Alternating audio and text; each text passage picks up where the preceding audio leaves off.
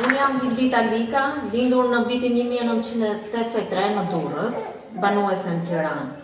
Me Durrësin mua më lidhin rrënjët e mia, dashuria për njerëzit, kujtimet e fëmijërisë. Nuk e përmenda rastisht vitin e lindjes time, 1983. Unë i përkas atij brezi i cili ka kaluar të gjithë fazat e tranzicionit që nga viti 1992 e deri në ditët e sotme. Kam parë shoqërinë që zbranzet vit pas viti, kam përcjell të afërmit e mi që hikin me një shpresë më të mirë diku larg. Dhe sot, si shumë prej jush, ndjej që nuk mund të qëndroj më në heshtja.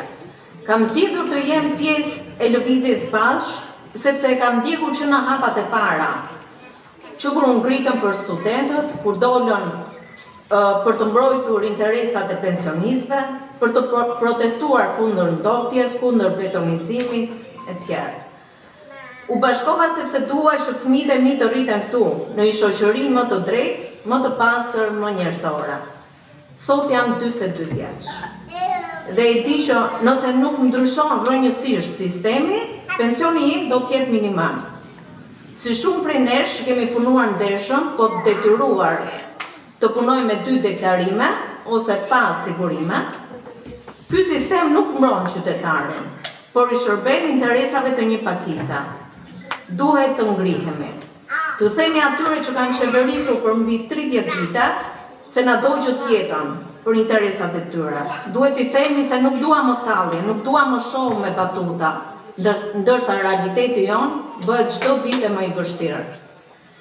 Sa i përket asaj që lëvizja bashkë mund të premtoj, nuk është një recet magjike, por një vullnet i hekurt për të përpjekur, për të luftuar, për të ndërtuar një shtet që funksionon për qytetarin.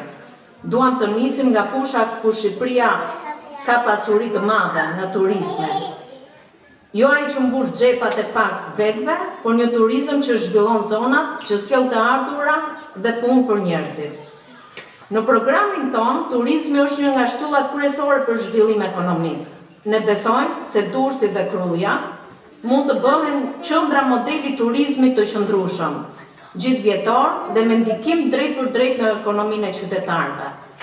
Ne parashikojmë heqje taksash për agroturizmin dhe struktura të vogla familjare, mbështetje dhe trajnimin e të rinjve dhe punësimin në turizëm, jo thjesht si kamarier, por si guid, si sipërmarrës, si menaxher. Investime publike në infrastrukturë, në zona historike dhe natyrore, që mos mbetet vetëm fotografi, por të kthehen në vende puna.